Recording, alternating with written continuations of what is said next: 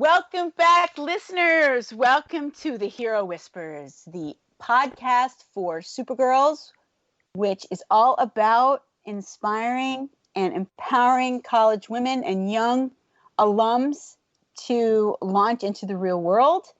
We are here with Chief Founder and Supergirl, Jeannie Marie. So good to be back. We have an amazing guest this evening, Lauren BONCZEK, who has also been with me on my live radio show at the Jersey Shore. She is a super fan, and we are also super fans of her. But before we start with Lauren, let's just give a little preview as to what we do at Supergirls. We basically inspire and empower young women with tools in their toolbox to help them as they launch into the real world from the college bubble. So that could be mentoring, it could be networking, could be career counseling, financial skills, whatever they need, we're here for them. So that's what we do. We use this podcast to get closer to them and talk to them and hear their voice, let them share their story. So all that being said, I am super proud to announce Lauren BONCZEK. She is a master in makeup artistry. She is trained in the fine arts, who strives in perfecting works of art. She specializes and is certified in the moulage injury simulation. She is also highly skilled in special effects, body painting, and beauty. She has worked for multiple high brands within the cosmetic field and has completed many works in New York Fashion Week, photo shoots, SPFX contests. Lauren has been selected for Brightside Tavern Film Festival, woohoo, for her makeup concept and work. With her background degree in the arts, she has created her makeup company, LBB Artistry and FX, to show her abilities of using any surface to create her artwork. She is super talented. Lauren, welcome to the show. Hello. Thank you for having me. So good to have you back in this platform. We had you once before. You inspired millions of people. And now you're back again. So thanks for coming back, because you're a super fan, and we're a super fan of you, as I mentioned earlier. So excited. Thank you very much. So let's talk about your passion. Let's talk about the moulage industry simulation first. Like, what is that? Maybe some of our listeners don't really know what that is. I mean, you're an expert in your field, so let's talk about that and what your passion for that is, and like the story behind that. Definitely. So moulage is injury simulation. So you make wounds look as realistic as possible for training purposes, whether it's for first responders, military, even just for TV and film. You do need to have wounds look realistic. So it's more of a concentration of just doing realistic injuries. But it kind of does go in the field of special effects to a certain extent. But moulage is more on a budget base than special effects. You can, put a lot of money into it. Okay. But, it could go hand in hand pretty much. So it's very specialized. I mean, I can't imagine there's that many people that specialize to the level that you do. So how did you even get into it and get interested in it and get a passion around it? I always liked gore, Halloween makeup, and I always wanted to use my skills and abilities to help people, and whatever which way that was. Because my background is artistic, I want to use my skills to help somebody. And I ended up getting introduced to a woman who does injury simulation, and she does it for the military. And she helps prepare these soldiers to use their emergency kits before deployment, to make the scenes look as real as possible, and also for first responders. So I did a training with her, and I got certified in all the levels. And I was able to do an active shooter drill for the first responders in North Jersey, which I fell in love with, because it's not just about, your wounds looking real, it's about the whole scene as a whole. So it's nice to see every piece come together. But that's also a way that I'm like, wow, okay, I can use this to help other people. And I really fell in love with it. So you really are a true humanitarian at heart. I try to be. You're a good soldier. I will say. And it goes back, so it goes all the way back to like when you were a kid and you were dressing up in Halloween and you just got fascinated by that whole thing.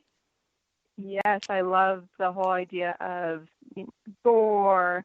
I remember doing the makeup for our high school. We had a haunted house, so we all, did our makeup in crazy. And I always went to Halloween conventions. I just fell in love with just the whole concept of something that's fake but making it look real. Fake it till you make it. Absolutely. So, what is your favorite like Halloween getup that you did that you remember from growing up? I would say definitely really enough this year I did, which is probably one of my most favorite. I did a zombie version of Wayne's World with one of my friends for the zombie walk. And it was so much fun, and our costumes looked so realistic. And even as a kid, I would pretend I was a patient in a hospital, so I'd have all these cuts and bruises on me just to make it look realistic. Amazing. And you use it with makeup. But then again, on the other spectrum, you make people look beautiful for like weddings and events and like graduations and stuff like that. So it's kind of like you are, you have this like, is there an internal conflict? To such an extent. I do feel as though, Halloween special effects, it can be year-round to a certain extent if it's, for a haunted house or a film or TV. But the majority of the money, if you're not doing special effects, is definitely doing weddings, beauty makeup, because that's all year round. There's always weddings. There's always parties to people to go to. So it's it's nice having both, so then I can be able to do both, because then I'll have the money to buy my special effects products, because they're, not cheap, and I can still, make money as I'm doing it and still do what I love. So I get to have both worlds, which is fantastic.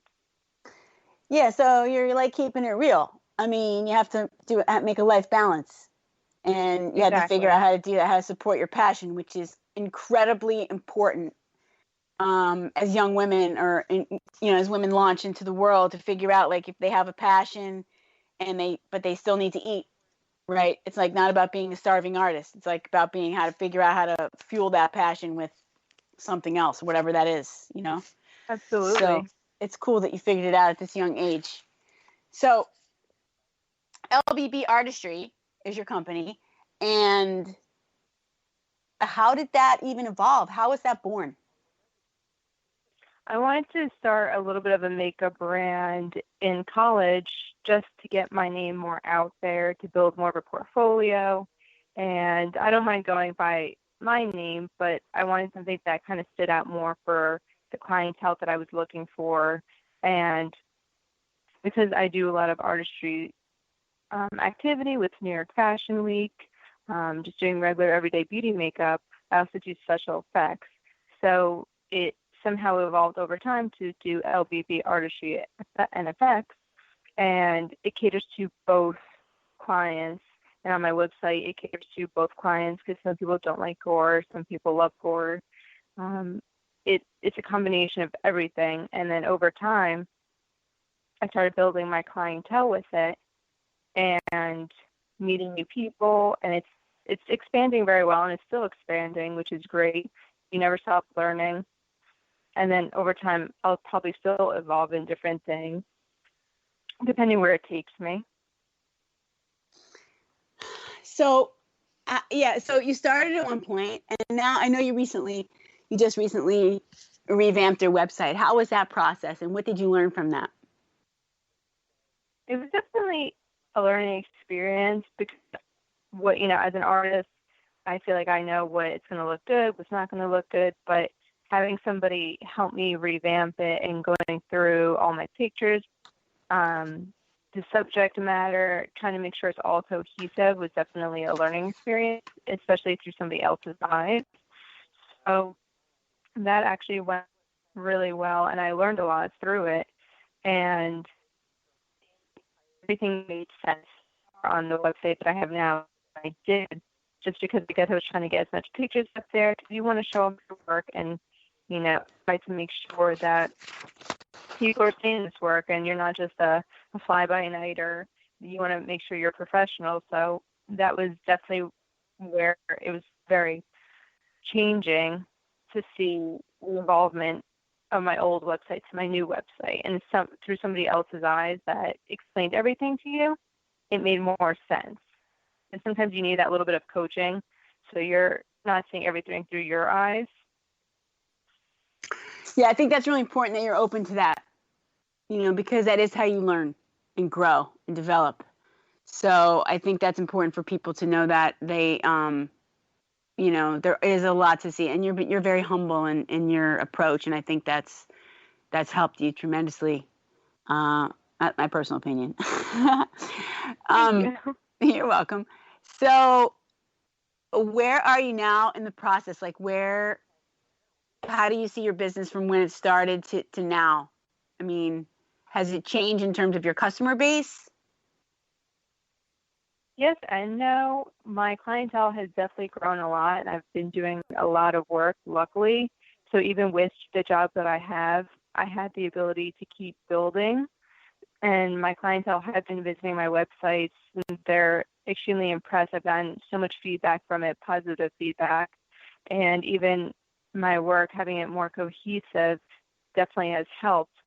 Now I've actually gotten published in a makeup magazine, and I was so humbled and so excited for it, because now my makeup brand is being, taken to a whole another level.